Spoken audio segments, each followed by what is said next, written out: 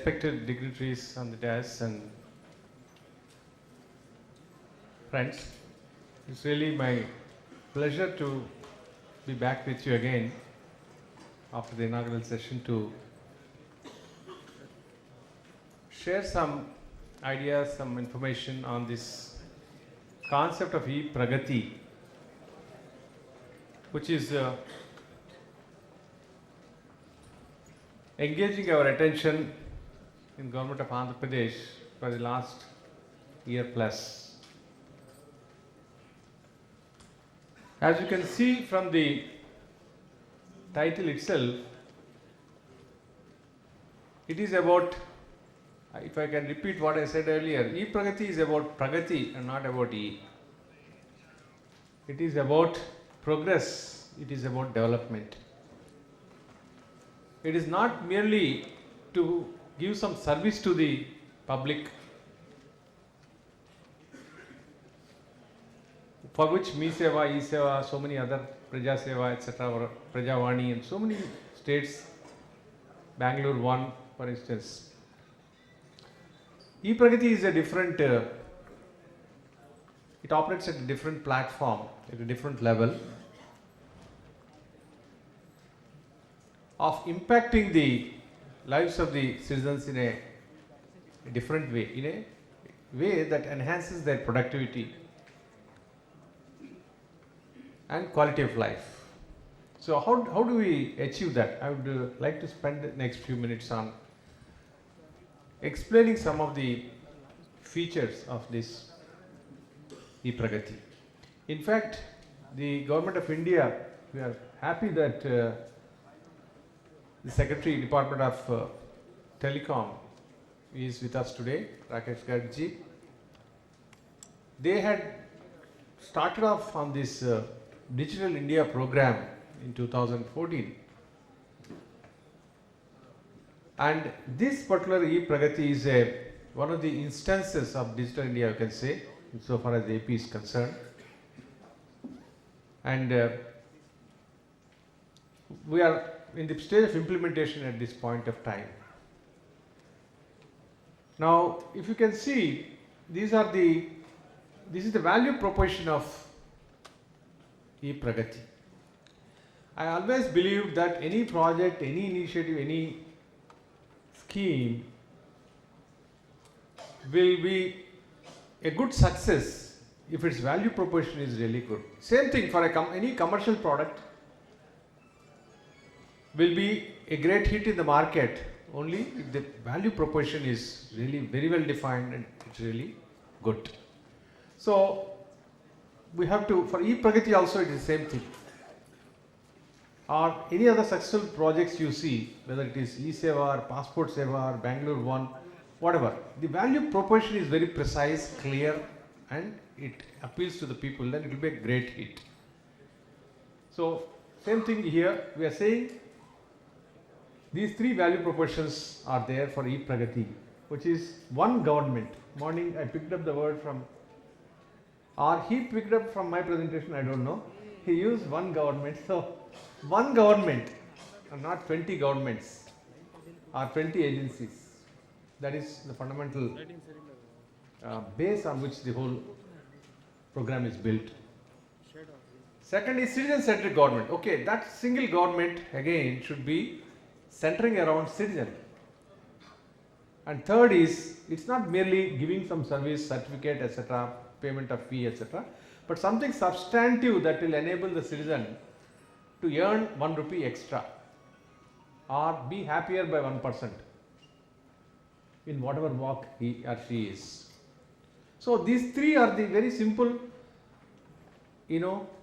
simple statements, so to say, which are going to provide value, the bottom of the value proposition for e-Pragati. And this is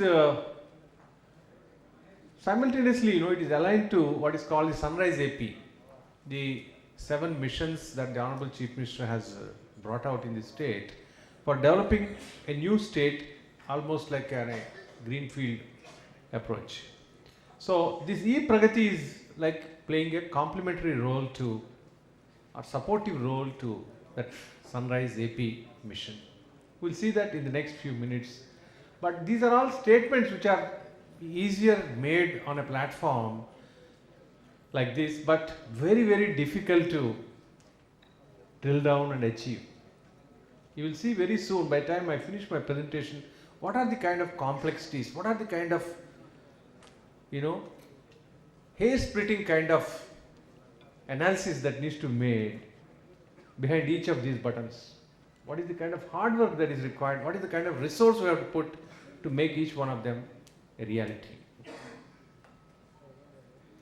Now, why do you think of e-Pragati at this point of time? So we said that it provides certain value proposition. It's fine. One government is fine. Citizen-centric government is fine. Quality of life of the citizen. These are all desirable things, all right. But why at this point are you talking about e-Pragati? What is the other?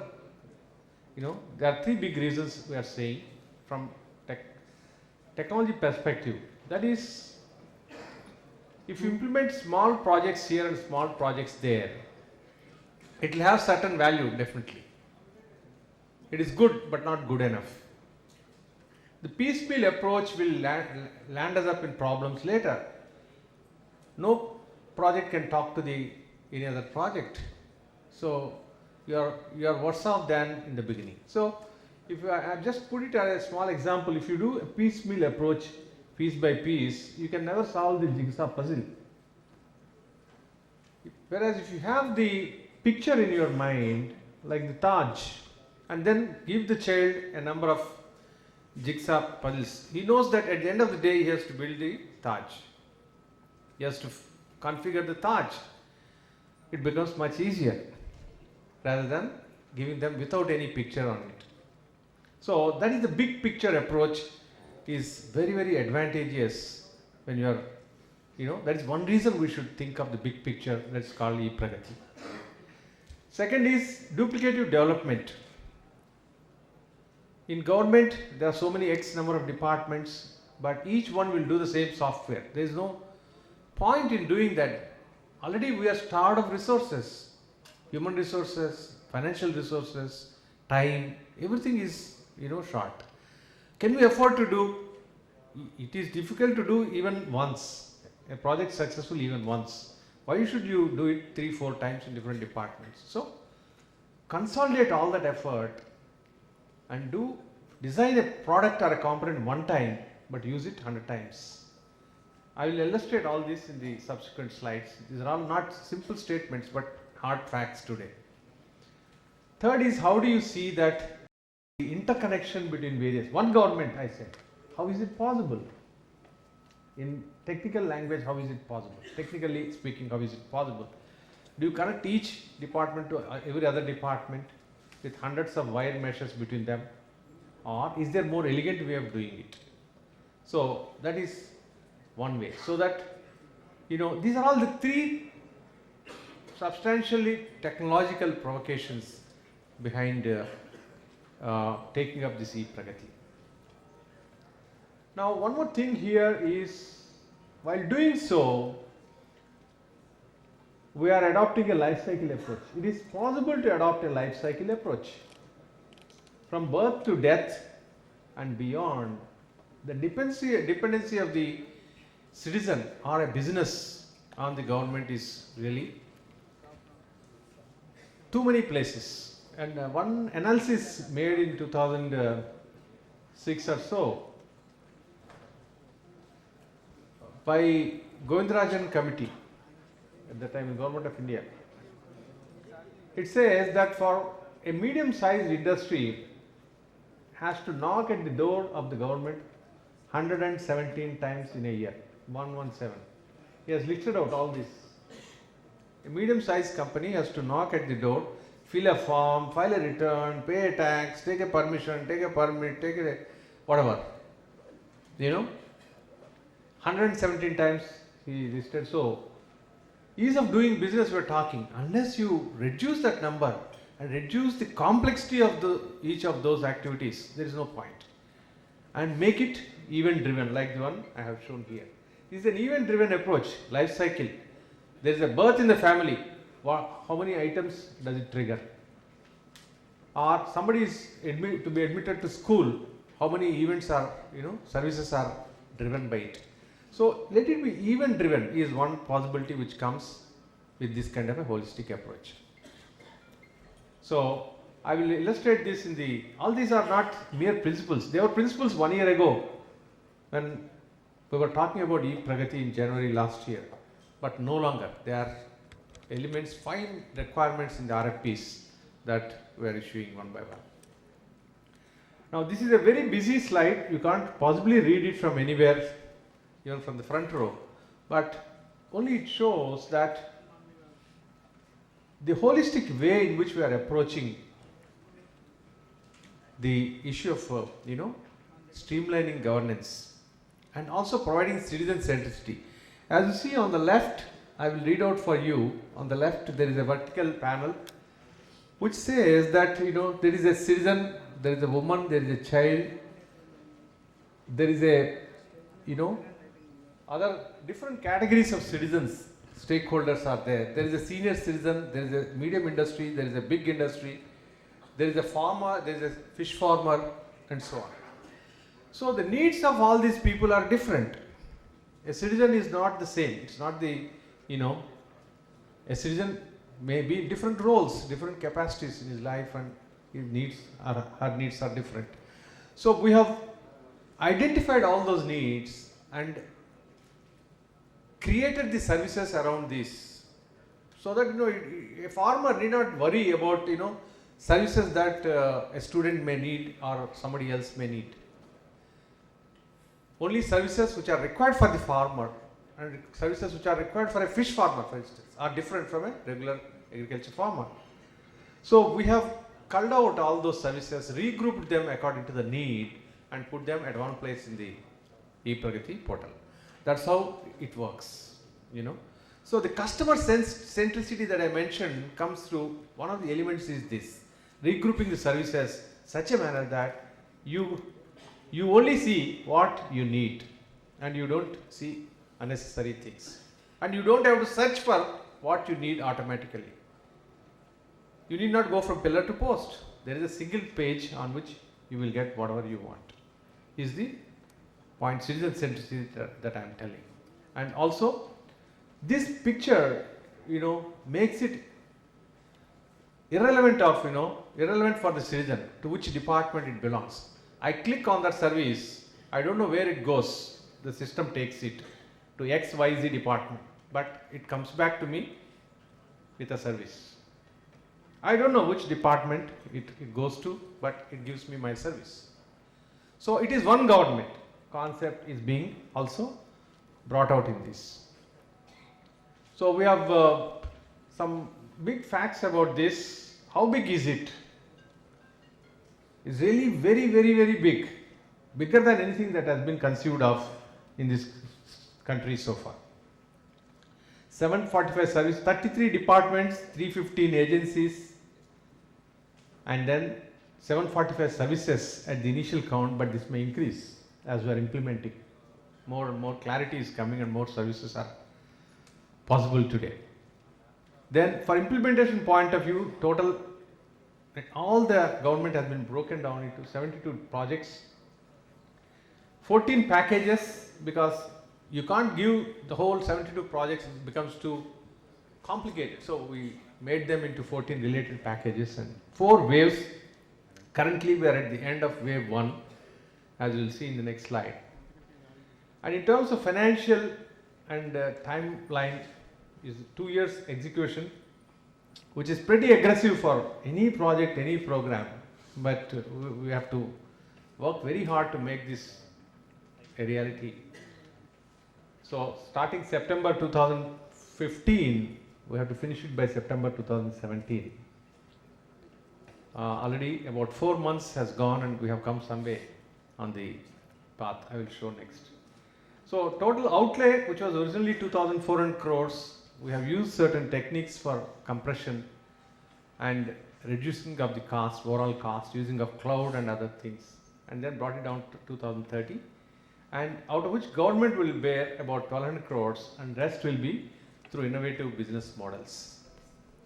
Like for instance, the Passport Seva project, we have one center in Tirupati also, sir. You must be aware of that. Uh, One of the 77 in the whole country. I was in the NISG designing that Passport Seva project a few years ago, 2006-7 period. We implemented with the help of TCS. The whole cost to the government was next to zero. It was a 1200 crore project all over India. Software, hardware, networking, backup, everything put together. 77 Passport Seva Kendras also included. State of the art furniture. You must have, several of you must have gone to any passport center. Now, and 5 years ago, 7 years ago, what was the difference? The total transformation, but at no cost to the government. That's what I am telling. It's only 192 rupees per passport extra that the citizen has to pay. It is a PPP model, completely borne by the service provider or the partner. And you see what kind of a difference was made to the whole country. The passport, one of the best passport systems in the whole world, we got at no cost. Only it is the power of the idea. How well you structure that, how well you create that value proposition. You know, while designing the project, we went to the queues. At that time, there were long queues in Jaipur and other places we went, our teams went and videoed and interviewed them. They said that we will be prepared to pay anywhere from 1000 to 3000 rupees if only we get a very nice treatment. And our certainty of getting the passport, the suspense is not there. We will pay 1000 to 3000. And we got it for 192 rupees after designing it, everything and bidding it out and so on. So what I am saying is that the difference between the 2030 and 1200 is that where the value proposition is really good, people of this country are willing to pay 50, 100 rupees, whatever it is, 200 rupees. And then the project will become self-sustaining and then implementable in a quick manner. You know, this is the overall fact sheet about e-Pragati. And then as far as implementation is concerned, as I said, 4 waves. Wave 1 has to do with certain core infrastructure, information infrastructure, like people hub, land hub and analytics, which is very, very important. Government is today sitting on tons and tons and tons of information. But only to, as a diagnostics to, that information is being used in various reports as to what happened, you know, why it happened, what is wrong, who is responsible for it, how can I improve past performances. But data analytics is not satisfied with that. It is a field which looks at future, not only the past but at the future.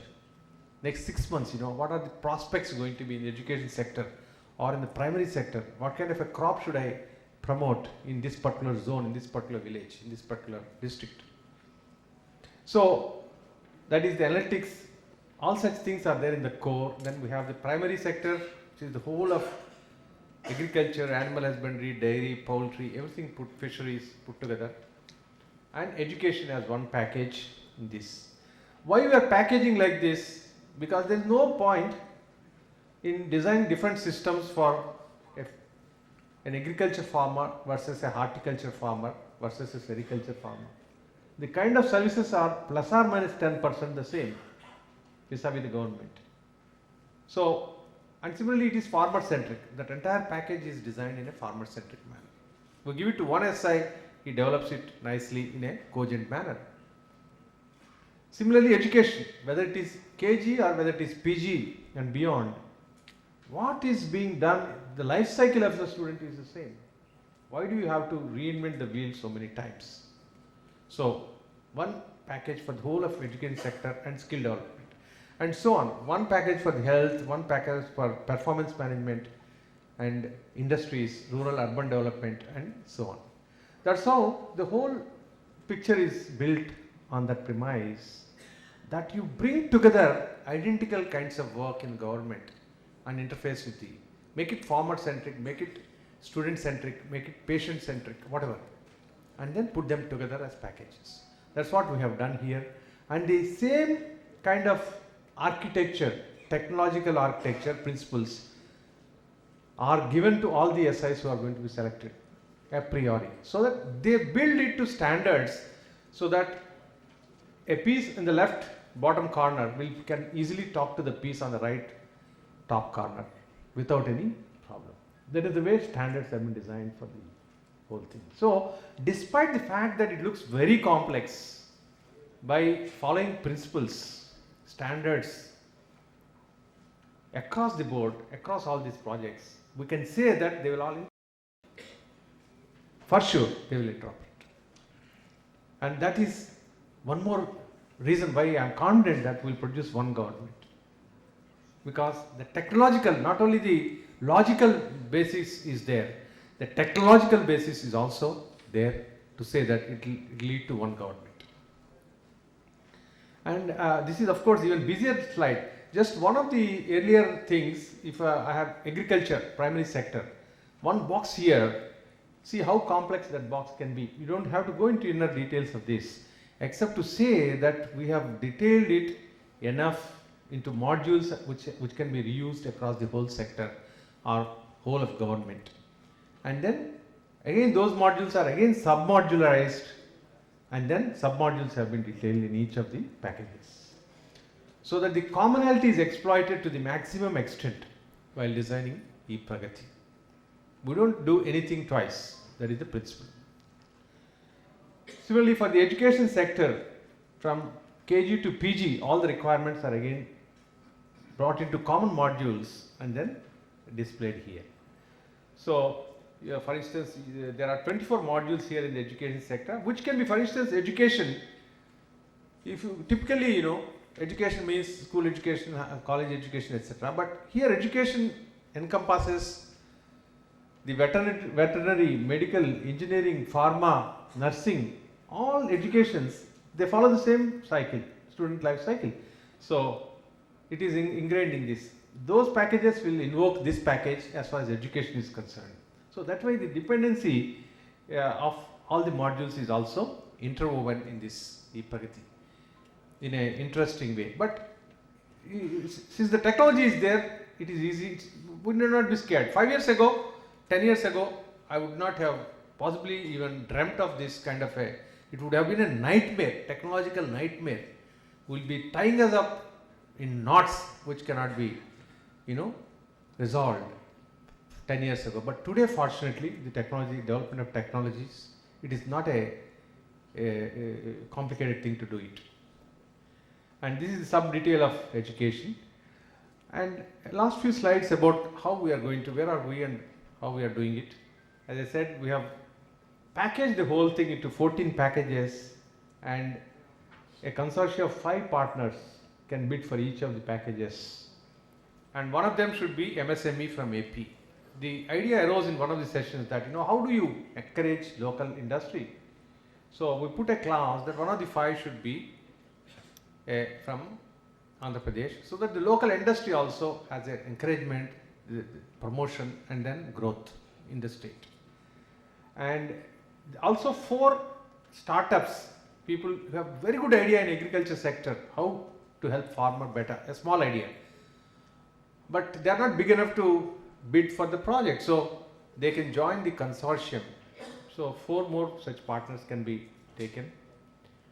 And we are creating a fund of 170 crores to assure the industry. The payment is the biggest problem when you want to deal with the government. The idea is fine, the person is really, who is driving it is really keen and committed. But at the end of the day, when I go with a check or a bill, so he says, sorry, you come later, 3 months, 6 months goes. So that way, this complex project or program of e-Pragati will be surely, meeting with failure. So we are going to create, the Honorable Chief Minister also already announced, but we are going through the mechanics of that, dynamics of that, and pretty soon it will be on the table. A fund of 170 crores, which is always there, and topped up whenever it goes down to 50, it is topped up to 170. So that industry is always looking at 170 crores being there in the purse. So I don't have to worry, I can go fast and implement my project. And then ownership of line departments. We are involving all the departments deeply into this so that it goes down to the grassroots. Because one of the key things in e-governance is how do you change the mindset of the person. You can change technology, you can reconfigure anything, but can you reconfigure the assistant agriculture officer, his mindset, or the sub-registrar's mindset? Then you have succeeded. If you have reconfigured here, you have succeeded. So that's what we are. There is a 202 crores out of this budget, which I showed earlier, is kept for the, that reconfiguration, change management that is required in the people. Then, so all the RFPs will be released by March 16, and actually this is the vision that we are seeing. At the end of this program, we see a new paradigm in governance, which will, enable us to realize the digital Andhra Pradesh. And current status is primary sector package. Already we issued the RFP. There is a lot of enthusiasm response to that. And then education and core are ready to be issued by 31st. And then in other several packages, the work is in progress. And 31st March, as I said, will be the time by which we will be completing. And Wipro is working with us. They have also enhanced their team strength, and we have taken 5 consultancy firms to support us in the bid process, because it's a huge bid process, never attempted in such a short period. So we are expanding we have expanded our team only 20 times with the help of this model. So it is already getting talked about nationally and internationally, and pretty soon I think it will be, once it is a success, we will have a bolder initial results of its success, then we will have a bolder voice to tell in these forums. End of the day, the critical success factor is commitment of the top leadership, which is really very, very strong at this point of time. Our Honorable Chief Minister is personally aware of whatever is happening here, and he is driving it fast. Funding is very important. Partnerships with the industry is important. And end of the day, everybody should think of enterprise. Forget that I belong to department X. I must think that I belong to the government of Andhra Pradesh, irrespective of the department. Then the whole thing will become a reality. That enterprise thinking, one government thinking, has to percolate down everywhere. Then this is going to be a super duper success, as I can call. And thank you. And this is my email ID, j.satya@ap.gov.in. Those who would like to further give some suggestions for its improvement are welcome. And thank you very much for your attention, and all the best.